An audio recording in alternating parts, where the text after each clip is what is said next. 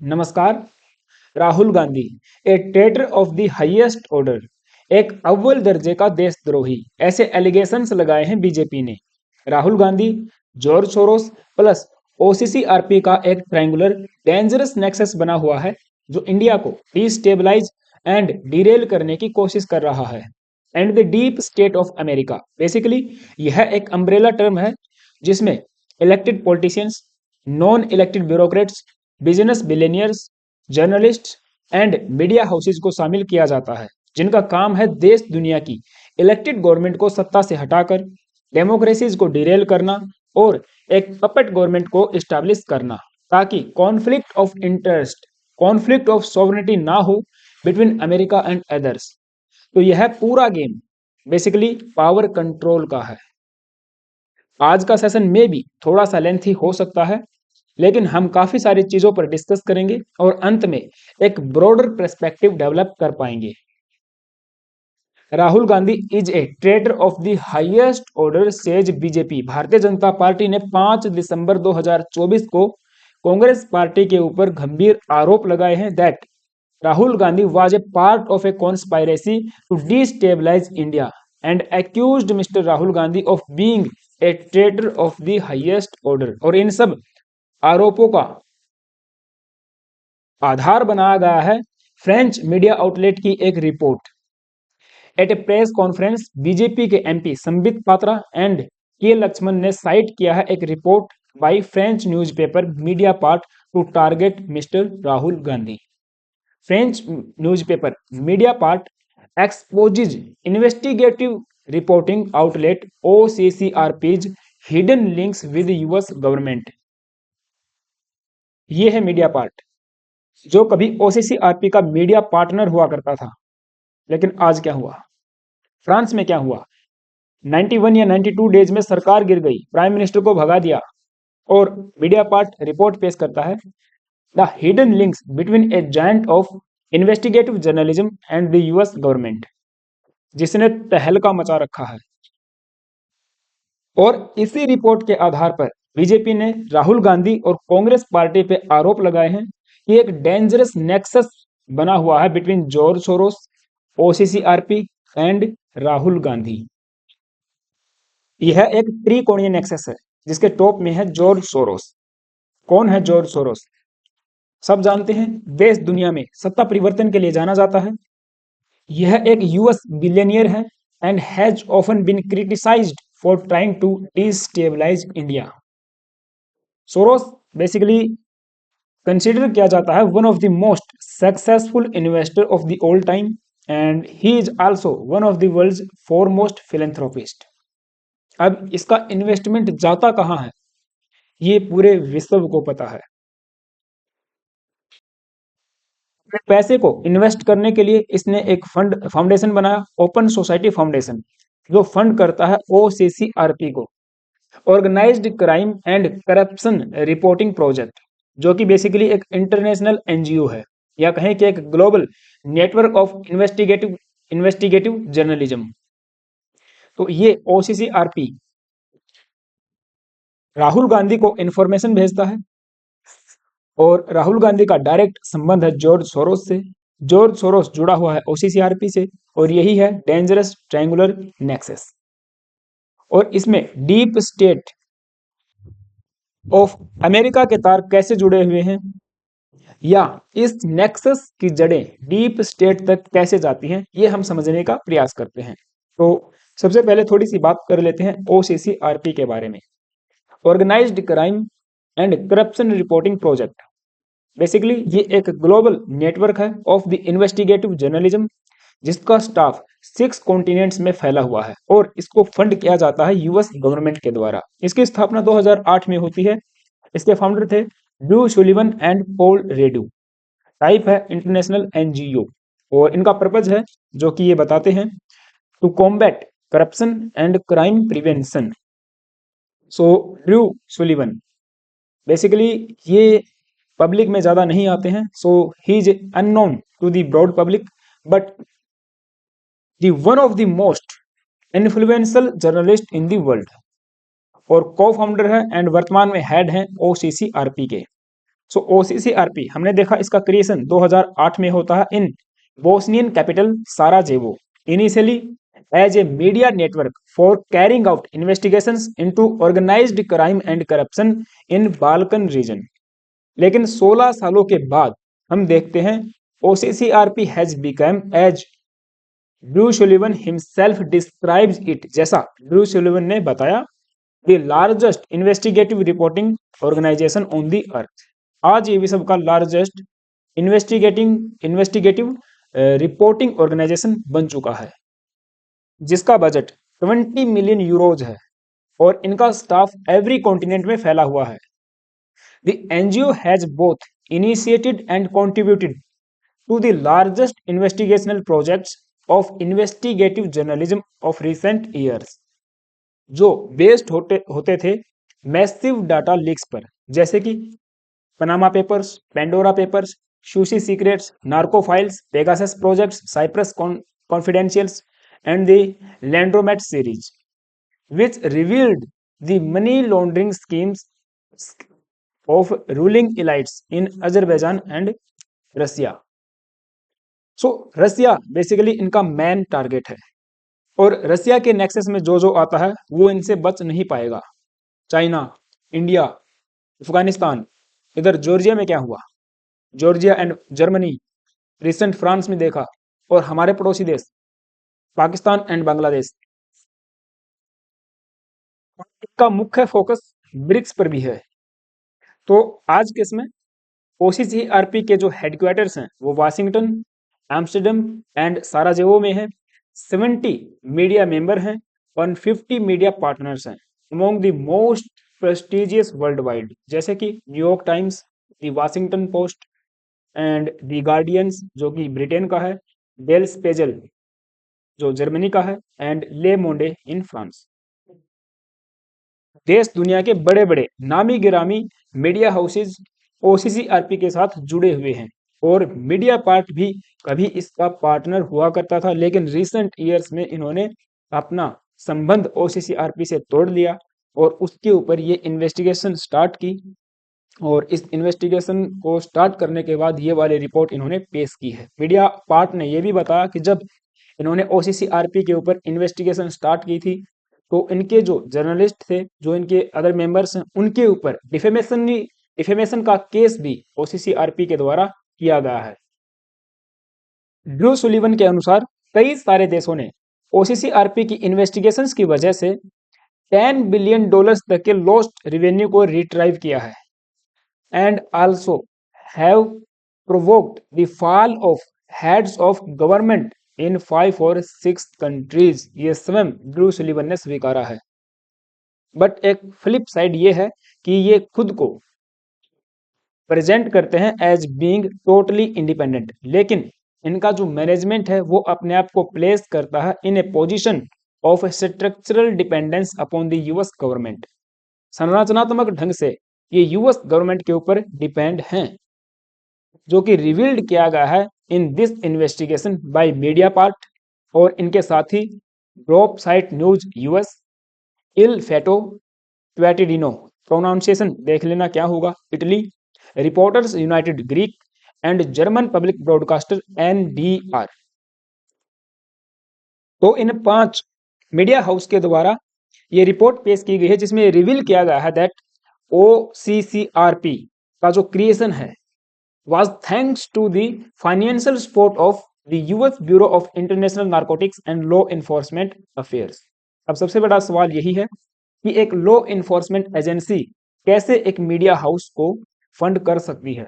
जब इनसे सवाल पूछा गया तो इन्होंने जवाब दिया कि देखिए हम एक लॉ इन्फोर्समेंट एजेंसी हैं एंड क्राइम को कम करने के लिए हमने मीडिया का सहारा लिया है और आज भी ओसीसीआरपी का हाफ बजट वाशिंगटन ही प्रोवाइड करता है and Washington has the power to veto the nomination of key personnels in the NGO including Drew Sullivan. तो यूएस एजेंसीज का इंटरफेरेंस तो है।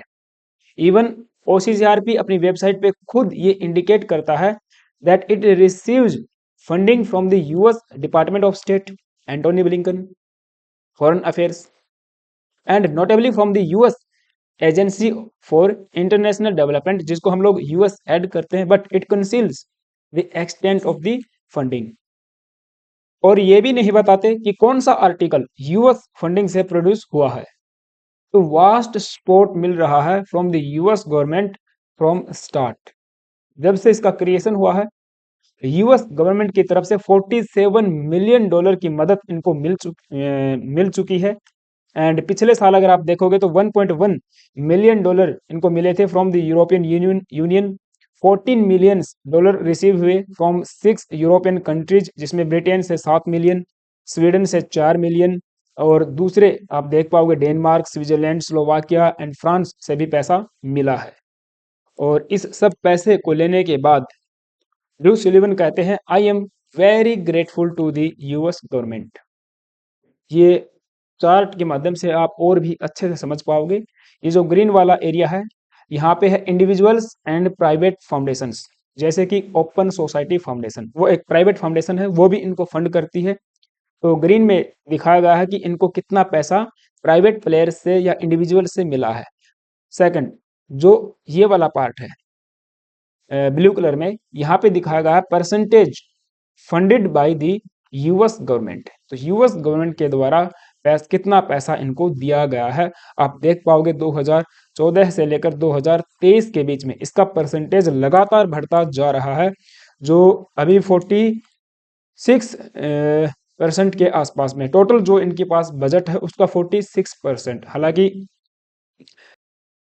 ओसीसीआरपी का कहना है कि केवल 43.7% ही पैसा वहां से मिला है।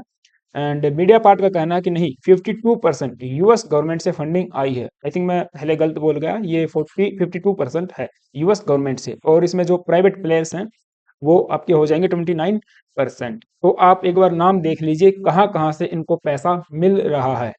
दी बे एंड पॉल फाउंडेशन, यहाँ पे है open society foundation, George Soros की जो फाउंडेशन है। और भी बहुत सारे नाम है, जैसे कि फ्रेड फाउंडेशन। एंड यहाँ पे आप देख पाओगे United kingdom foreign Commonwealth and development office, तो यूके से भी पैसा आ रहा है। एंड इसके अलावा आप देखिए Swedish international development corporation agency, United kingdom foreign Commonwealth development office, अच्छा ये आ गया। एंड इसके अलावा यूएस डिपार्टमेंट ऑफ स्टेट, यानी कि यूएस का जो फॉरेन अफेयर्स मिनिस्ट्री है, वहां से पैसा आ रहा है। एंटोनी ब्लिंकन से पैसा आया है। US agency for international development, दुनिया भर में जितने भी प्रोटेस्ट होते हैं, जो ऑर्गेनाइज्ड प्रोटेस्ट हैं, उनमें इसका पैसा जाता है, आप देख लीजिएगा। इसके अलावा दुनिया भर की जो डेमोक्रेसीज हैं, उनके अपोजिशन को पैसा इन्हीं के द्वारा दिया जाता है प्रोटेस्ट करने के लिए। नेशनल एंडोवमेंट फॉर डेमोक्रेसी, देश दुनिया में डेमोक्रेसी की दुहाई देने वाले। भारत में लोकतंत्र खत्म हो रहा है, पाकिस्तान में लोकतंत्र खत्म हो रहा है, इवन यूएस में भी लोकतंत्र खत्म हो रहा है। जो बाइडेन हार गई, कमला हैरिस हार गई, आपके एंटोनी ब्लिंकन हार गए, सत्ता में आ गए नए व्यक्ति, डोनाल्ड ट्रंप। डिक्टेटरशिप यानी कि डिक्टेटर, तो डिक्टेटरशिप की जितनी भी कहानियां बुनी जाती हैं वो यहीं से आती हैं। एंड ओपन सोसाइटी फाउंडेशन, तो ओपन सोसाइटी फाउंडेशन क्योंकि हमारे आज के सेशन का मेन ये कैरेक्टर है, तो इसकी जो स्थापना है वो जॉर्ज सोरोस के द्वारा की जाती है, जिसके बारे में हम पीछे बात करके आए थे। ओपन सोसाइटी की स्थापना 1979 में एक फिलैंथ्रोपिक वर्क के रूप में की गई थी, और आज ये पूरे विश्व में 120 से भी ज्यादा कंट्रीज में ग्रुप्स एंड प्रोजेक्ट्स को फंड करती है, जिसके फाउंडर आपको पता जॉर्ज सोरोस हैं। और इनके ऊपर हमेशा से ही आरोप लगते रहे हैं कि ये भारत को डिस्टेबलाइज करने का प्रयास करते रहे हैं। और इनके बेटे अलेक्जेंडर सोरोस, तो आप समझिए ये इनका बेसिकली जो बेटा है वो इंटाइटिटी अलग है, लेकिन जो ब्रेन है वो इनका एक ही है, क्योंकि इसका भी हम आगे वर्णन करेंगे, इसके बारे में भी हम आगे जो है बात करेंगे। तो ये है ट्रायंगुलर नेक्सस, जॉर्ज सोरोस, उनकी ओपन सोसाइटी जो फंड करती है ओसीसीआरपी को। ओसीसीआरपी को फंड मिलता है यूएस गवर्नमेंट से। यूएस गवर्नमेंट की बहुत सारी एजेंसीज से, और ये आर्टिकल प्रोड्यूस करती है इंडिया के बारे में। इंडिया डिक्टेटरशिप की तरफ जा रहा है, इंडिया में डेमोक्रेसी खतरे में है, और इंडिया जो है अपनी इकोनॉमी संभाल नहीं पा रहा, उनका इस्तेमाल किया जाता है राहुल गांधी के द्वारा। राहुल गांधी के डायरेक्ट लिंक है जॉर्ज सोरोप से, ऐसा बीजेपी के द्वारा एलिगेशंस अभी लगाए गए हैं। तो यही डेंजरस नेक्सस आई होप आपको समझ में आया होगा। और ये सब सोसाइटीज, ये एनजीओ, ये फाउंडेशंस, ये एजेंसी, ये डिपार्टमेंट, ये लोग, ये सब मिलकर बनाते हैं डीप स्टेट। और डोनाल्ड ट्रंप ने कहा है जैसे ही हम पावर में आएंगे डीप स्टेट को थ्रोन आउट करेंगे। डोनाल्ड ट्रंप के जो एनएसए पिक हैं, national security adviser Mike Waltz, हमने सेशन किया था उनके ऊपर। और दूसरे जो कैश पटेल, एफबीआई के होने वाले नए न्यू डायरेक्टर, ये दोनों एंटी डीप स्टेट क्रूसेडर माने जाते हैं, बहुत बड़े क्रिटिक्स हैं डीप स्टेट के। इन्होंने कहा है हमको आने दो, जनवरी आने वाला है, हम सत्ता में आएंगे और उखाड़ फेंकेंगे इसको। US state department, deep state trying to destabilise India, BJP on OCCRP, business standard. Reuters ने भी खबर पकड़ ली है, उनको भी जो है चारा मिल गया है। Modi's BJP says US state department targeting India. ये सब भी, ये मीडिया हाउस भी डीप स्टेट का एक हिस्सा है।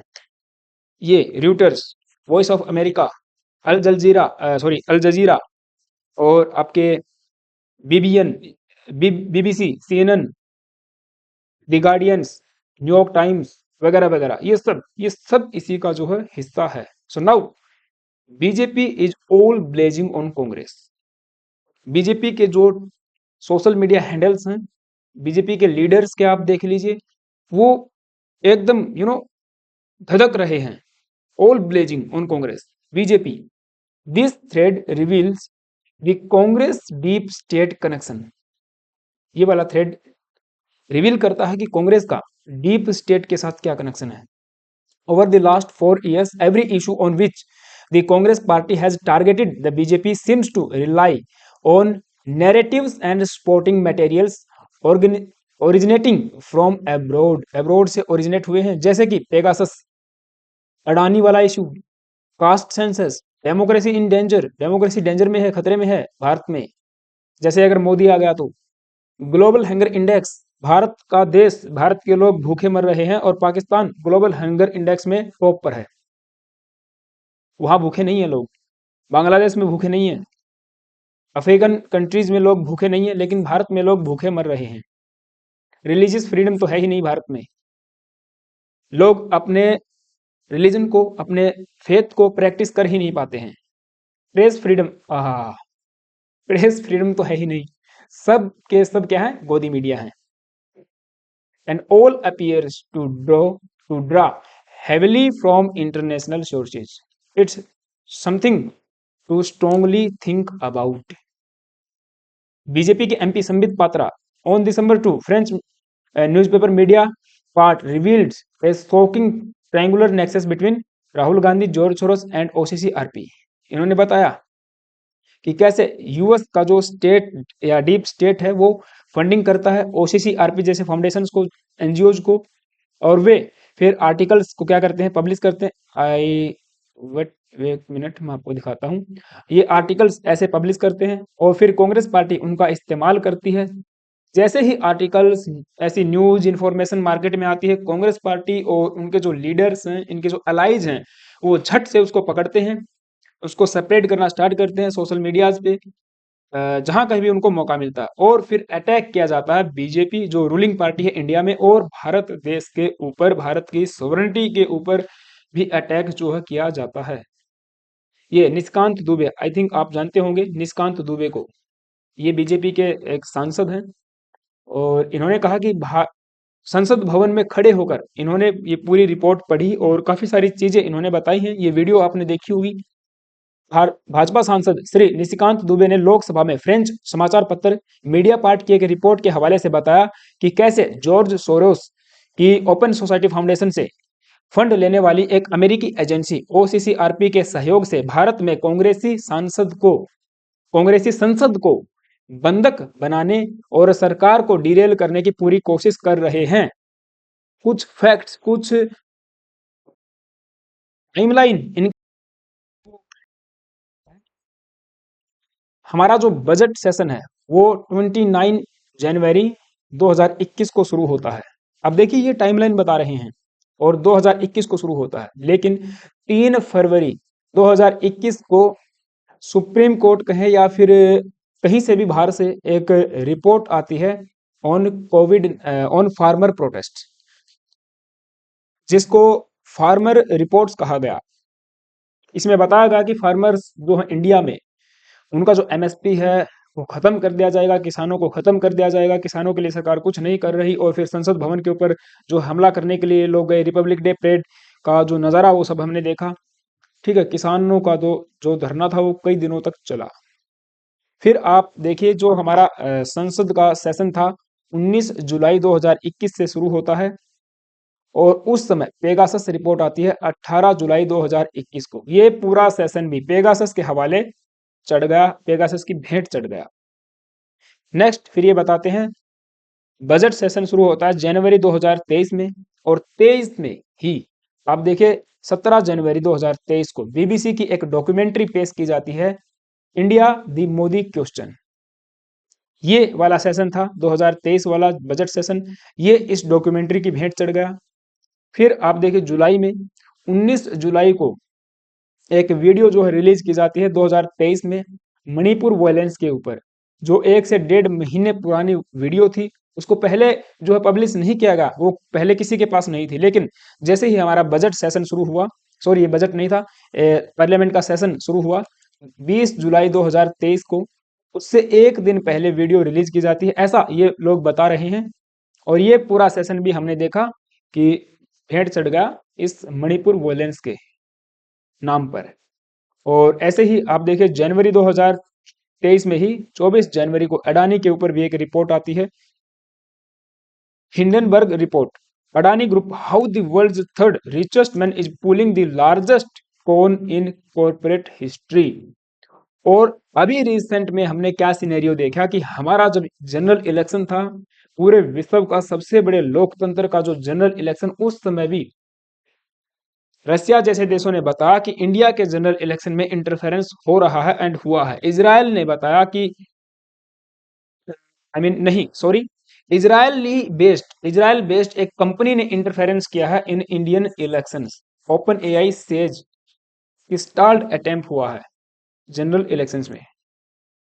चिंतन इंडिया फाउंडेशन का एक ब्लॉग है, उन्होंने भी इसके बारे में लिखा, the invisible hand of foreign interference in general elections examining its impact on Indian democracy and national progress. तो इन्होंने बताया है इस रिपोर्ट में कि कैसे इंडिया के जो जनरल इलेक्शंस थे उनमें इंटरफेरेंस हुआ है। The Firstpost, how deep was western interference in 2024 elections, enough smoke that warrant a thorough probe. और इस बात को बल इंडियन एक्सप्रेस की इस रिपोर्ट से मिलता है, Covishield rare side effects in Indian elections election session, dangerous of politicising the vaccine. Election के समय एक सगुफ्ता ये उठा कि एस्ट्राजेनेका की कोविशील्ड जो इंडिया में मैन्युफैक्चर हुई है उसके साइड इफेक्ट हैं और ये तो पूरी मानव सभ्यता को जो है खत्म ही कर देगी, इसके साइड इफेक्ट हैं, सब लोग मर रहे हैं और मारे जाएंगे। तो पूरे इलेक्शन कैंपेन को, पूरे इलेक्शन को जो है कंट्रोल करने की कोशिश की गई और ये सब हम देख रहे हैं। इसीलिए किया गया ताकि एक कोएलिशन की गवर्नमेंट बने, एक जो वीक गवर्नमेंट कहीं ना कहीं यहाँ पे बने, जिसको डिरेल करना काफी आसान होगा। पार्लियामेंट्री सेशन हम देख पा रहे हैं रिसेंट ईयर्स में नहीं चल रहे हैं। एक ऐसा अपोजिशन हमने बैठा दिया है जो पार्लियामेंट की प्रोसीडिंग्स को हर दिन बाधित करता है, हर दिन रोकता है, जिससे पब्लिक का पैसा, पब्लिक का समय और पब्लिक के हितों का नुकसान हो रहा है। हमारा अब जो पार्लियामेंट्री विंटर सेशन शुरू हुआ है, ये अडानी इंडिक्टमेंट रो की भेंट चढ़ गया है। भारत में जितने भी प्रोटेस्ट हुए हैं, जितने भी ऑर्गेनाइज्ड क्राइम हुए हैं, उन सब में कहीं ना कहीं फॉरेन एलिमेंट्स, फॉरेन एक्टर्स का हाथ रहा है, फॉरेन फंडिंग आई है वहां से। आप शाहीन बाग प्रोटेस्ट देख लीजिए, उसके बाद फार्मर प्रोटेस्ट, पहलवानों का प्रोटेस्ट, ये वाला प्रोटेस्ट, स्टूडेंट्स प्रोटेस्ट और मणिपुर वायलेंस। मणिपुर में हम बात करते हैं वायलेंस हुआ है। अब ये तो एक क्वेश्चन रेज कर सकते हो ना कि मणिपुर में वो हथियार कहाँ से आ रहे हैं। मणिपुर में वायलेंस हुआ है, उसके ऊपर चर्चा होनी चाहिए। मणिपुर में वायलेंस हुआ है, उसको हम लोग ठीक करने के लिए प्रयास कर सकते हैं। लेकिन एक ये भी तो एक जेन्युइन थिंक है कि वहां हथियार, वहां से पैसा वह आ कहाँ से रहा है। वो इंसर्जेंसी उस पूरे रीजन में फैला कौन रहा है। जो इंसर्जेंट ग्रुप्स हैं इंडिया के अंदर, जो आए दिन हमारे सीआरपीएफ के, हमारे पैरामिलिट्री फोर्सेज के जवानों को टारगेट बनाते हैं, उनके पास इतने बड़े बड़े हथियार AK-47, AK-302 और बड़े बड़े जो एम्ब्यूस, ये कहाँ से आ रहे हैं उनके पास। तो कहीं ना कहीं से तो फॉरेन फंडिंग मिल रही है ना। जामिया मिलिया इस्लामिया, कर्नाटका मोहब्बत की दुकान, बहुत सारी चीजें हैं बोलने को। ये हमने देखा एक ब्रॉडर पर्सपेक्टिव में कि इंडिया में कैसे ओपन सोसाइटी यहाँ पे इन्वॉल्व है, OCC-RP, यूएस का डीप स्टेट, बहुत सारी एजेंसीज, बहुत सारे बिलेनियर्स इंडिया को डिस्टेबलाइज कर रहे हैं। इवन फिर इंडिया के अंदर बैठे हमारे अपोजिशन के लोग और कुछ दूसरे लोग, वो उनका साथ देते हैं। इन सब की मिली भगत से एक नेक्सस बनता है। और इंडिया का पार्लियामेंट्री सेशन हो, इंडिया की गवर्नमेंट हो, रूलिंग गवर्नमेंट हो, इंडिया की सिक्योरिटी को चैलेंज करना हो, इंडिया के जो बिलेनियर्स हैं, जो इंडिया की आर्म्स हैं, अब देखिए वो इंडिया के अंदर इन्वेस्टमेंट करेंगे, वो बाहर के देशों में अगर जाएंगे, वहां पे कोई प्रोजेक्ट लगाएंगे।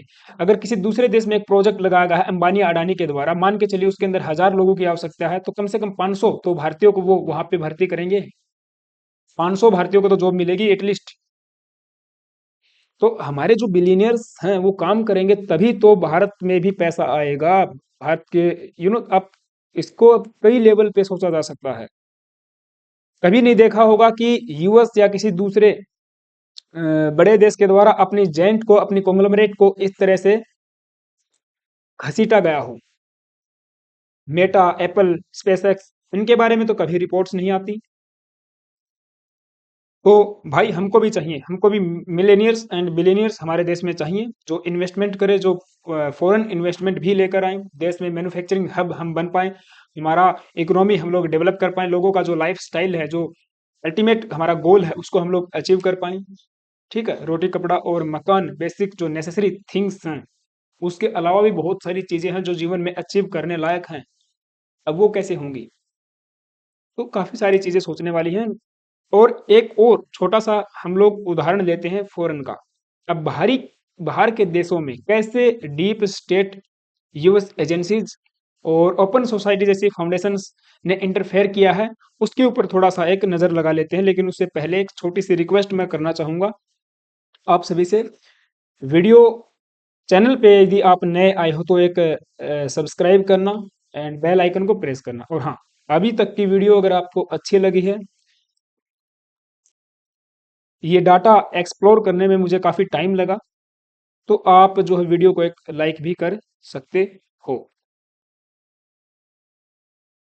Now, सबसे पहले केन्या एक अफ्रीकन देश है, आप सबको पता होगा। वहां पे एक पपेट टाइप गवर्नमेंट जो है बैठी हुई है। और रिसेंट हमने जो पूरा ड्रामा देखा, जो इम्पीचमेंट ड्रामा हुआ था विलियम रूटो, वहां के जो आई थिंक प्रेसिडेंट है, तो वो पूरा जो ड्रामा हमने देखा। अब उसके बाद यहाँ पे आप देख पाओगे व्हाइट हाउस के द्वारा 2023 की ये बात है, तो व्हाइट हाउस के द्वारा एक डिनर पार्टी जो है ऑर्गेनाइज की गई थी, या कहेंगे कि डिनर ऑर्गेनाइज किया गया था केनियन जो प्रेसिडेंट हैं विलियम रूटो और उनकी जो वाइफ है फर्स्ट लेडी, उनके द्वारा, उनके लिए। और ये जो डिनर है ये ऑर्गेनाइज किया गया था जो बाइडेन के द्वारा, जो प्रेसिडेंट है यूएस के, उस टाइम पे थे। अभी भी फिलहाल फिलहाल के लिए बने हुए हैं जनवरी तक। तो उस समय ये खुद व्हाइट हाउस के द्वारा लिस्ट गेस्ट्स की पेश की गई थी, जिसमें हंटर बाइडन और उनकी वाइफ, ये शायद रही होंगी, Merrick Garland, Ilhan Omar, Alex Soros, Alexander Soros पूरा नाम, जो कि जॉर्ज सोरोस का बेटा, हुमा अबेदिन, एल्बर्ट बाउला, ऐसे बहुत सारे कंट्रोवर्शियल फिगर्स को यहाँ पे इनवाइट किया गया था। तो ये पूरी डिनर पार्टी अपने आप में कंट्रोवर्सी बन के रह गई थी। देखिए व्हाइट हाउस के जो रिलेशंस हैं किन किन कंट्रोवर्शियल फिगर्स के साथ में हैं, जो पूरे देश दुनिया में जाने जाते हैं सत्ताओं को डिस्टेबलाइज करने के लिए। हंटर बाइडेन की बात कर लीजिए, ये जो बाइडेन का बेटा है, अभी इसको माफी मिली है, माफ कर दिया जाते जाते। ठीक है, ये एक काफी सारी कंट्रोवर्सी से घिरा हुआ व्यक्ति है। आप बात कर सकते हो वो इनके बिजनेस डीलिंग्स के बारे में, जो पर्टिकुलरली यूक्रेन और चाइना में इनके द्वारा की जाती है, और इनकी पर्सनल लाइफ को लेकर भी काफी कंट्रोवर्सीज रही हैं। ठीक है, तो ये व्यक्ति इनको जो है इनवाइट किया गया था। इसके अलावा एंटोनी ब्लिंकन की हम बात कर सकते हैं। एंटोनी ब्लिंकन वो सेक्रेटरी ऑफ स्टेट यूएस के डिपार्टमेंट, यूएस स्टेट डिपार्टमेंट के हेड। ये भी काफी कंट्रोवर्सी फिगर है। ये इंडिया को भी थ्रेटन करते हैं, बांग्लादेश को थ्रेटन करते हैं, बांग्लादेश को जो है उनके सर पे हाथ रखते हैं, क्योंकि वहां उनके काम की एक सरकार अब बैठ गई है, उनका बच्चा, उनका पपेट वहां पे बैठ गया है। ठीक है, कमला हैरिस की तो चलो बात नहीं करें, क्या करें, तो उस समय वाइस प्रेसिडेंट थी, को बुलाना लाजमी था। मैरिक गारलैंड का याद था, मैरिक गारलैंड जो कि US representative, sorry, US attorney general, department of justice. तो मैरिक गार्लैंड की हम बात करें, कंट्रोवर्शियल फिगर है ये भी। ये इन्वॉल्व पाए गए हैं कॉन्टिन्यूस इन्वेस्टिगेशंस में एंड उन डिसीजंस में जो जो बाइडेन के साथ में जुड़े हुए थे। जो बाइडेन को आप कहिए कि जो बाइडेन के ऊपर जो आरोप लगे, जो एलिगेशंस लगे, उन इन्वेस्टिगेशंस में और उन डिसीजंस में ये व्यक्ति जो है इन्वॉल्व था। इसके अलावा जो कैपिटल हिल पे 6 आई थिंक 6 जनवरी को पूरा जो प्रकरण हुआ, उसमें भी ये व्यक्ति इन्वॉल्व रहा है। और चलो ये तो ठीक है, यूएस के लिए काफी सोचने वाली बात है, but Ilhan Omar, Ilhan Omar को इंडिया में आप देखोगे तो कौन नहीं जानता। ये एक कश्मीरी सेपरेटिस्ट है। ये एक कश्मीरी सेपरेटिस्ट है, जो पता नहीं कैसे यूएस में जाके वहां की रिप्रेजेंटेटिव बन गई, और हमेशा से ही इंडिया को सेपरेट करने की, यानी कि कश्मीर के ऊपर बात करती है, कश्मीर को सेपरेट करने की बात करती है। ठीक है, कश्मीरियों के हित की बात करती है, हालांकि इसको नहीं पता कि कश्मीरियों के हित क्या होंगे। तो ये एक रिप्रेजेंटेटिव है, हमने देखा, एंड डिवाइजिव फिगर है due to her open outspoken views on foreign policy. ये चाहती है कि यूएस की फॉरेन पॉलिसी, इंडिया की फॉरेन पॉलिसी या अन्य देशों की फॉरेन पॉलिसी इसके हिसाब से चले। तो ये मैडम के बारे में हम बात पहले भी आई थिंक कर चुके हैं। ठीक है, और फिर एलेक्स सोरोस या अलेक्जेंडर सोरोस, ये तो आपको मैंने बताया ओपन सोसाइटी का चेयर है। ओपन सोसाइटी फंड करती है इंडिया में दंगे फसाद करवाने के लिए फंड करती है। और अल्बर्ट बाउरला, ये प्रोनाउंसिएशन इसका पता नहीं क्या है, बारला है या बारूला है, वो देख लेना। तो ये भी एक एस्ट्राजेनेका जो है ना, आई थिंक ना, फाइजर, एस्ट्राजेनेका सॉरी, वो तो इंडिया की है ना। फाइजर, फाइजर जो कंपनी थी जिसने मेडिसिन बनाई थी कोविड-19 के लिए, तो फाइजर के ये सीईओ हैं। ठीक है, और उस समय ये इन्होंने कहा था कि इंडिया को हम लोग फाइजर नहीं बेचेंगे, या इंडिया के अंदर फाइजर का मैन्युफैक्चरिंग नहीं होगा। तो कुछ इस तरह की बातें उस समय आई थिंक चली थी कोविड-19 के टाइम पे। कोविड वैक्सीन को लेकर भी, क्लिनिकल ट्रायल्स को लेकर भी काफी कंट्रोवर्सी हुई थी। और bill Clinton and Hillary Clinton, वो फॉर्मर प्रेसिडेंट रह चुके हैं यूएस के, उनकी वाइफ वो इस पार्टी में थे। तो मेरा कहने का, यहाँ पे आपको समझाने का अर्थ यही है कि देखिए, व्हाइट हाउस, यूएस डिपार्टमेंट की जो एजेंसीज हैं, वहां पे इन लोगों का आना जाना लगा रहता है। Now, acquisitions of US regime change, operations in Pakistan and Bangladesh warrant UN attention। ये कॉमन ड्रीम्स करके एक फाउंडेशन है, उसके द्वारा ये रिपोर्ट जो पेश की गई थी कि यूएस का कहीं ना कहीं हाथ है पाकिस्तान और बांग्लादेश में भी रेजिम चेंज करवाने में। फर्स्ट पोस्ट यहाँ पे लिखता है कि Iran, Ukraine, now in Bangladesh, how US interventionism subverts democracy. करता है, वो सबवर्ट करता है डेमोक्रेसी को। From Ukraine to Bangladesh, Ukraine में भी एक पपट टाइप, एक कॉमेडियन को प्रेसिडेंट बना दिया है, जो अपनी जिद पर बैठा हुआ है, उसको नहीं पता कि तुम किसके सामने खड़े हो। अब उनको एड मिलना भी बंद हो जाएगी। जो बाइडेन ने साफ साफ, सॉरी, डोनाल्ड ट्रंप ने साफ साफ बोल दिया, अपने दम पर युद्ध लड़ो, वरना जो हिस्सा कब्जा लिया गया है उसको छोड़ दो। और पता नहीं, जो बाइडेन आप कह लीजिए, या और भी कुछ बहुत सारे लोग उसमें शामिल हैं, डीप स्टेट में बहुत सारे लोग शामिल हैं, वो सब मिलके उस पूरे खेल को खेल रहे हैं, और यूक्रेनियन इस बात को समझ नहीं रहे। So analysing instability, regime change and not so hidden American hand. तो अमेरिका के जो हाथ हैं वो किसी से छुपे हुए नहीं हैं। बात करें नेशनल एंडाउमेंट डेमोक्रेसी की, जो यूएस की एजेंसी है जो फंड देती है ओ OCCRP को।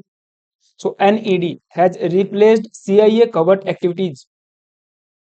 तेहरान टाइम्स ने ये आर्टिकल छापा था 2024 के अगस्त महीने में कि NED नेशनल एंडाउमेंट जो डिपार्टमेंट है, नेशनल एंडाउमेंट फॉर डेमोक्रेसी, ये वाली जो संस्था है उन्हें CIA का काम यहाँ पे ले लिया है, क्योंकि CIA के जो एजेंट्स हैं वो हर देश दुनिया में घूम रहे हैं, हर देश दुनिया में घूम रहे हैं, इंडिया में भी हैं। NED a white glove of the US government to subvert state power, cultivate color revolution reports. Global times जो चाइना का आई थिंक माउथपीस है, उनके द्वारा रिपोर्ट पेश की गई कि NED एक व्हाइट ग्लोव है ऑफ द यूएस गवर्नमेंट का, जो सबवर्ट करते हैं स्टेट पावर्स को, राइट।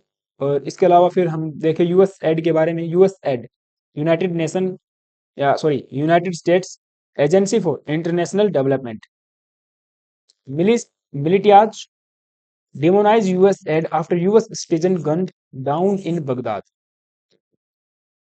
तो यहाँ से एक पर्सपेक्टिव ये डेवलप कर सकते हैं कि केवल इंडिया में ही नहीं, ये पूरे देश भर में जहाँ जहाँ डेमोक्रेसीज हैं, जहाँ जहाँ डेमोक्रेसी नहीं है, वहां पर भी अपना एक कंट्रोल स्थापित करके रखते हैं।